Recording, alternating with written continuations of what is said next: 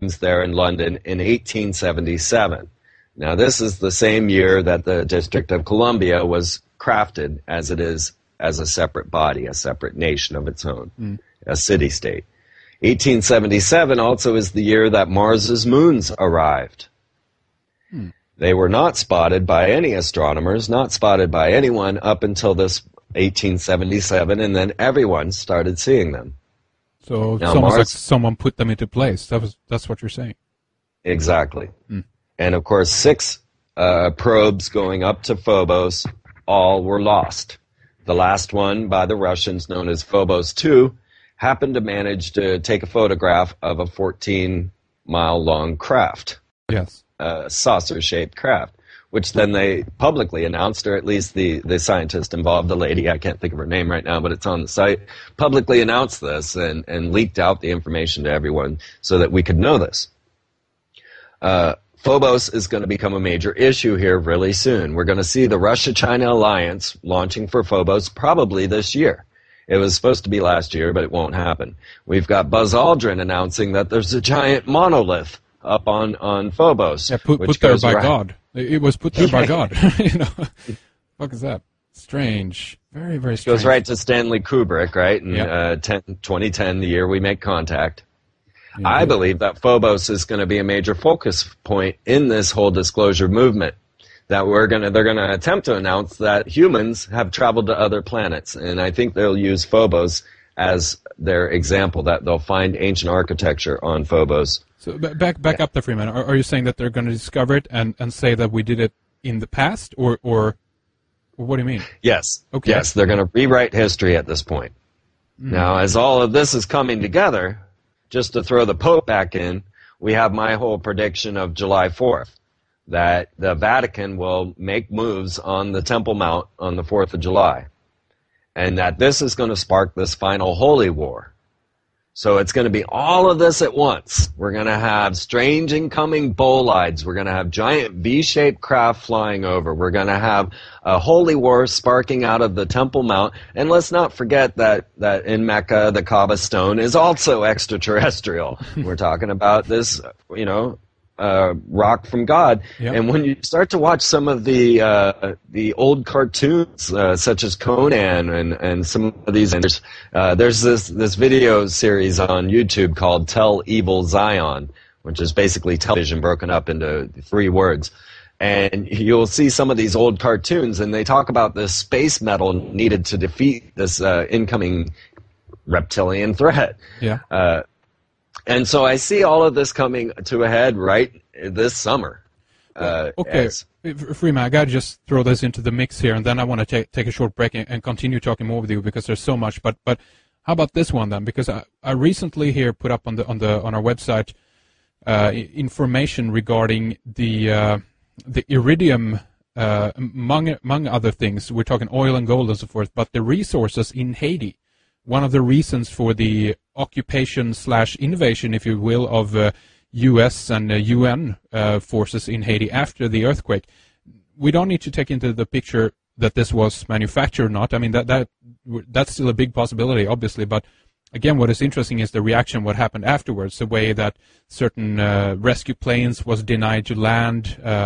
We have this French organization, I think it's called Medical Staff Without Borders or something like that, and they were denied to bring in help, which is, of course, trying to create the chaos, if you will, to have people demanding the fact that a military can move in now because it's dangerous on the street. They've declared martial law there, blah, blah, blah, all this stuff. But again, this goes back to the idea that there's apparently a lot of gold in Haiti, and there's also a lot of iridium there, which is used in space travel, and a lot of materials. This article said that we had up on the site. These are a lot of materials that are used and are key in terms of space travel and space satellites, things like this. So could it be that they're moving in on this region now because they need more resources, they need more minerals in order to actually build some of the things that they're planning? What do you think, Freeman? No, they offended God with their pact with Satan. Oh, that's right.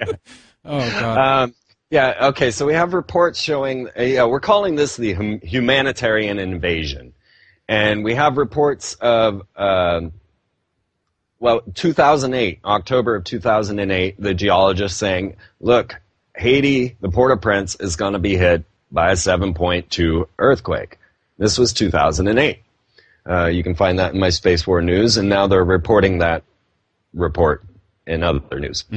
So we have the idea that Haiti was due. There was no escaping a 7.0, 7.2 earthquake because the plates hadn't moved in something like 800 years. Maybe it wasn't that long, but something like, anyway, geologists had predicted it. But when we start to look at the anomalous, then we realize that, okay, for the first time in 300 years, the UK, the British Navy fleet, leaves the area. Now, this was just weeks before the earthquake. Yeah, I missed this totally. That's very interesting. Yeah, first time in 300 years that they hadn't covered that area. And then, of course, then they had to spend all the time coming back. Yeah. So then we have Southcom in Florida setting up an internet online database system in case a tsunami hits Haiti. Now, this was the day before. So the day before the Haiti earthquake, Southcom setting up a massive computer network in order to facilitate communications in Haiti in case there was a tsunami at some point in the future. And then it happens, the major earthquake happens tomorrow. Yeah. And they just happen to be ready for that. So Southcom just happened to be doing, test runs right before. And then, of course, the humanitarian invasion where the military comes in, takes over the two airports, takes over the presidential palace. Hillary's saying, well, look, we don't want to take over your nation. Just give it to us.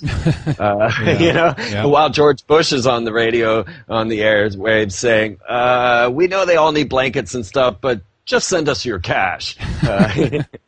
Right? Yep. Okay, now here's the critical ingredient that we all need to take into effect is that when we're looking at global structuring, when you realize that world wars are nothing more than social engineering, that there are leaders on all nations coming together to say, okay, let's pretend this war, which of course is real to all of us because we live and die in it, and so we can cause more social change.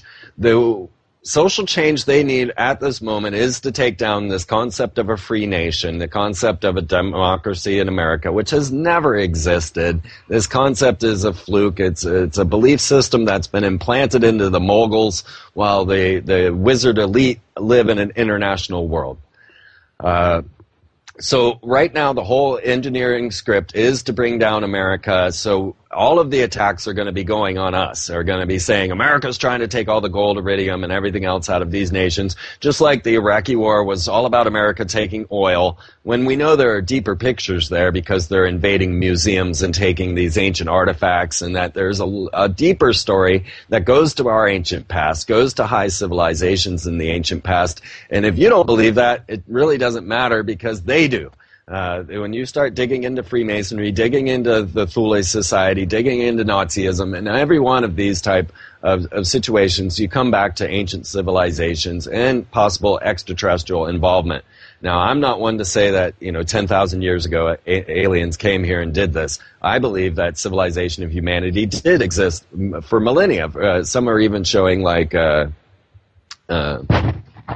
Cremo, with 200,000 years of humans as we are, as Homo sapiens as we are now. Yes. So the whole point is that we got to be careful because they are engineering a social structure to change to a global system. They need to point the finger at America to say, look what happens when you give people liberty. You need this UN. You need us to be your council. Maybe they'll even come up with a new council beyond the UN because everybody hates them. And we'll start seeing more councils gathering in the Pyramid of Peace in Kazakhstan, Yep.